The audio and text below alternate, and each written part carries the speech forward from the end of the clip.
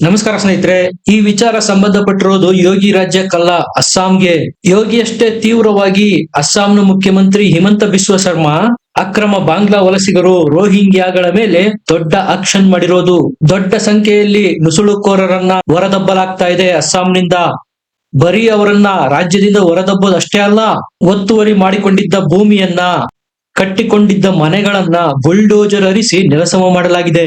ದಡಾದಡ್ bulldozer action ಆಗ್ತಾ ಇದೆ ಅಸ್ಸಾಂ ಅಲ್ಲಿ. ಈಗ ಬರ್ತಾ ಇರೋ ಸುದ್ದಿ ಏನಪ್ಪಾ ಅಂದ್ರೆ, ಆಲ್ಮೋಸ್ಟ್ ಆಲ್ ರೋಹಿಂಗ್ಯಾಗಳು ಮತ್ತು ವಲಸಿಗರ ಕತೆ ಮುಗಿದಂತೇನೆ ಸರಿ. ಫಾರೆಸ್ಟ್ ಏರಿಯಾ, ಅರಣ್ಯ ಪ್ರದೇಶವನ್ನು ಬಿಟ್ಟಿರಲಿಲ್ಲ ನೋಡಿ ಇವರು. ಒತ್ತುವರಿ ಮಾಡಿಕೊಂಡು ಮನೆ ಕಟ್ಕೊಂಡಿದ್ರು. ಒಂದಲ್ಲ ಎರಡಲ್ಲ, 5,575 ಎಕರೆ ಅರಣ್ಯ ಪ್ರದೇಶವನ್ನ ಒತ್ತುವರಿ ಮಾಡಿಕೊಂಡು ಮನೆಗಳನ್ನ ಕಟ್ಕೊಂಡಿದ್ರು. ಈಗ ಈ ಎಲ್ಲ 5,575 ಎಕರೆ ಜಮೀನನ್ನ ವಲಸಿಗರ ಕೈಯಿಂದ ಬಿಡಿಸಿ ಮುಕ್ತಿಗೊಳಿಸಿರೋದು. 4,000 ಅಕ್ರಮ ಮನೆಗಳನ್ನ ನೆಲಸಮ ಮಾಡಿರೋದು. 787 ರೋಹಿಂಗ್ಯಾಗಳು ಮತ್ತು ಅಕ್ರಮ ಬಾಂಗ್ಲಾದೇಶಿಗರ ಕುಟುಂಬಗಳನ್ನ ಖಾಲಿ ಮಾಡಿಸಲಾಗಿದೆ ಅಸ್ಸಾಮಲ್ಲಿ. ಇವರೆಲ್ಲ ನಮ್ಮ ದೇಶದ ಬುಡಕಟ್ಟು ಜನಾಂಗದವರ, ಆದಿವಾಸಿಗಳ ನೆಲ ಜಮೀನನ್ನ ಕಬ್ಜಾ ಮಾಡಿಕೊಂಡು ವಾಸ ಮಾಡ್ತಾ ಇದ್ರು. ಇದನ್ನೆಲ್ಲ ಎಷ್ಟು ದಿವಸ ಅಂತ ಸಹಿಸ್ತಾರೆ ಜನ ಆದ್ರೂ. ಮೊನ್ನೆ ಭರ್ಜರಿಯಾಗಿ ಸಾವಿರಾರು ಜನ ಆದಿವಾಸಿ ಜನಾಂಗದವರು ಅಸ್ಸಾಂನಲ್ಲಿ ಪಂಜಿನ ಮೆರವಣಿಗೆ ಮಾಡಿದ್ರು, ಬಾಂಗ್ಲಾದೇಶಿಗರನ್ನ ಹೊರಹಾಕಿ ಮೊದಲು ಅಂತ.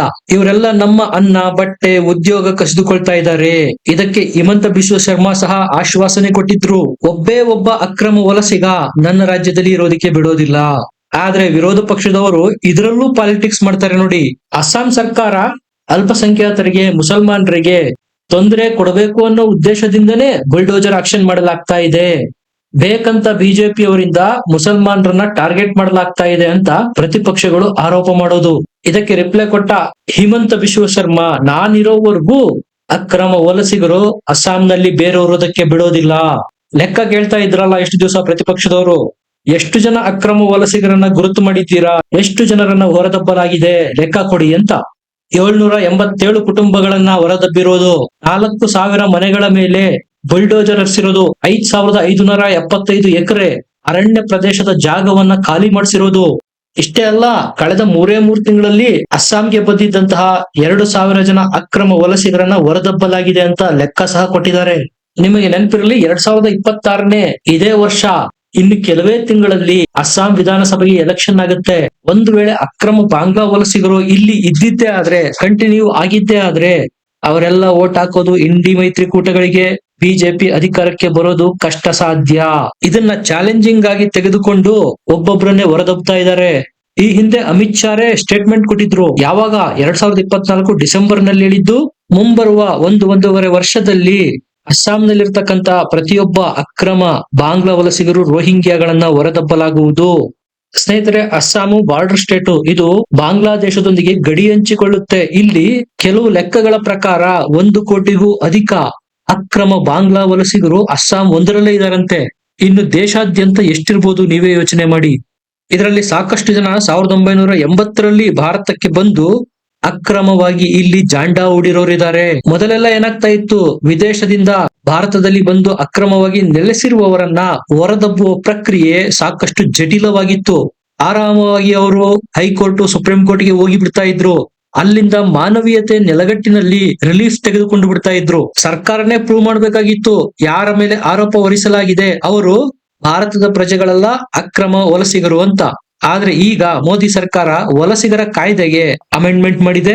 ಈಗ ಈ ಬರ್ಡನ್ ಆಫ್ ಪ್ರೂಫ್, ಯಾರು ಆರೋಪ ಹೊತ್ತಿರ್ತಾರೆ ಇವರು ಅಕ್ರಮ ವಲಸಿಗರು ಅಂತ, ಅವರೇ ಪ್ರೂವ್ ಮಾಡ್ಬೇಕು. ಇಲ್ಲ, ನಾವು ಅಕ್ರಮವಾಗಿ ಭಾರತದೊಳಗೆ ಬಂದಿಲ್ಲ, ಭಾರತದ ಪ್ರಜೆಗಳು ನಾವು ಅಂತ ಅವರೇ ಪ್ರೂವ್ ಮಾಡ್ಬೇಕು. ಮೊದಲೆಲ್ಲ ಸುಲಭವಾಗಿ ಉಚ್ಚ ನ್ಯಾಯಾಲಯಕ್ಕೆ ಅರ್ಜಿ ಸಲ್ಲಿಸಿ ಬಿಡ್ತಾ ಇದ್ರು. ಈಗಿನ ಕಾಯ್ದೆ ತುಂಬಾ ಸ್ಟ್ರಿಕ್ಟ್ ಆಗಿದೆ. ಈತ ಅಕ್ರಮ ವಲಸಿಗ ಅಂತ ಗೊತ್ತಾದ್ರೆ ಮುಗೀತು, ಗುಡಿಸಿ ಗುಂಡಾಂತರ ಮಾಡಿ ಗಡಿಗೆ ತೆಗೆದುಕೊಂಡು ಬಾಂಗ್ಲಾದೇಶಕ್ಕೆ ಎಸೆದು ಬಂದ್ಬಿಡುತ್ತೆ BSF. ಇವರು ಎಷ್ಟು ಅತಿರೇಕಕ್ಕೆ ಹೋಗಿದ್ದಾರೆ ನೋಡಿ. ಅಸ್ಸಾಂನ ಲಖೀಂಪುರದಲ್ಲಿ ಪೊಲೀಸರ ಮೇಲೆ ಹಲ್ಲೆ ಮಾಡಿದ್ದಾರೆ 10 ಜನ ಬಾಂಗ್ಲಾ ವಲಸಿಗರು.